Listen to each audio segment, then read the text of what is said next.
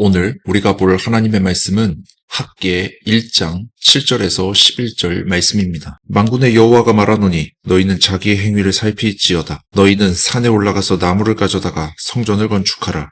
그리하면 내가 그것으로 말미암아 기뻐하고 또 영광을 얻으리라. 여호와가 말하였느니라. 너희가 많은 것을 바랐으나 도리어 적었고 너희가 그것을 집으로 가져갔으나 내가 불어버렸느니라. 만군의 여호와가 말하노라. 이것이 무슨 까닭이냐?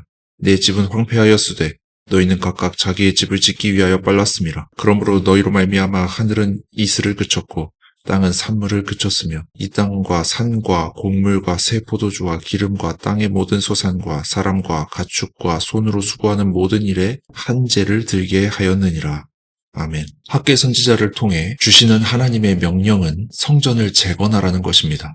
바벨론 포로에서 돌아온 이들에게 부여된 가장 중요한 임무가 바로 성전을 다시 세우는 일이었습니다. 부지런히 추진된 성전 재건 프로젝트는 얼마 못 가서 중단되었고 16년이라는 세월이 흘렀습니다. 건축이 중단된 동안 백성들은 생업으로 돌아가 많은 노력을 하였지만 뚜렷한 결실이 없었습니다. 하늘에서는 이슬이 그쳤고 계속해서 가뭄의 수확은 보잘것없었습니다. 삶은 더욱 공공해져 갔습니다. 이에 학개 선지자가 나서서 성전을 건축하라는 하나님의 뜻을 전합니다. 학개 선지자는 성전을 건축하라고 말합니다. 여기서 주목할 것은 하나님이 원하시는 성전은 솔로몬의 성전처럼 과거의 화려한 모습이 아니라는 것입니다. 이는 8절 말씀에 잘 드러납니다. 너희는 산에 올라가서 나무를 가져다가 성전을 건축하라. 그리하면 내가 그것으로 말미암아 기뻐하고 또 영광을 얻으리라. 여호와가 말하였느니라. 솔로몬의 성전은 진귀한 레바논 백향목으로 지었지만 다시 지을 새 성전은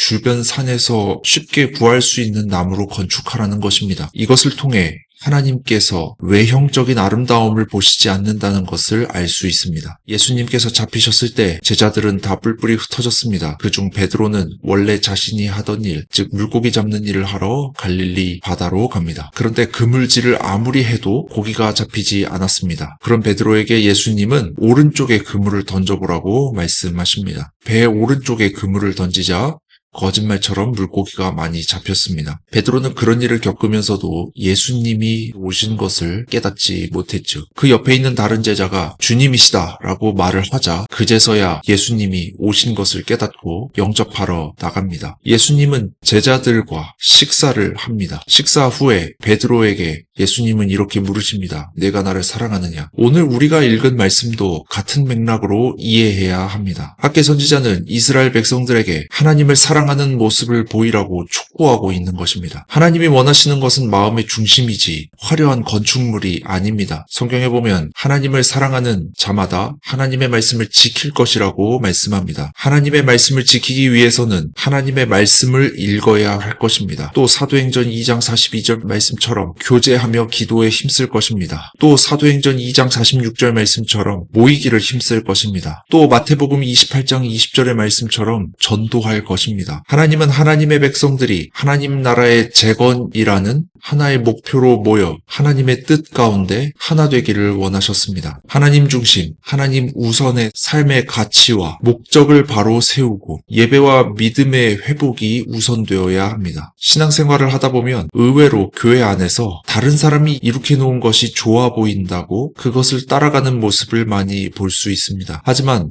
모세가 만든 놋뱀이 이스라엘 백성들에게 걸림돌이 된 것을 아십니까? 열왕기하 18장 4절 말씀입니다. 그가 여러 생당들을 제거하여 주상들을 깨뜨리며 아세라 목상을 찍으며 모세가 만들었던 놋뱀을 이스라엘 자손이 이때까지 향하여 분향함으로 그것을 부수고 느후스단이라 일컬었더라. 히스기야 왕은 하나님 앞에 정직한 왕이었습니다. 그는 모세 시절에 만든 놋뱀을 사람들이 숭배하는 것을 보며 그것을 부수었습니다. 모세가 놋뱀을 만들 때에는 하나님의 뜻 안에서 한 것입니다. 하지만 그것은 목적이 달성되면 없어져야 하는 것입니다. 그러나 이스라엘 백성들은 하나님이 놋뱀을 통해서 은혜 주신 것은 깨닫지 못하고 놋뱀 자체에 집착하였습니다. 우리도 이런 실수를 얼마든지 저지를 수 있는 것입니다. 우리는 하나님을 사랑해야 합니다. 하나님이 원하시는 것은 하나님을 사랑하는 것입니다. 그 마음을 회복할 때 비로소 하나님의 은혜 가운데 풍성한 결실을 얻을 수 있을 것입니다. 이제 적용의 말씀을 드리며 설교를 마무리하고자 합니다.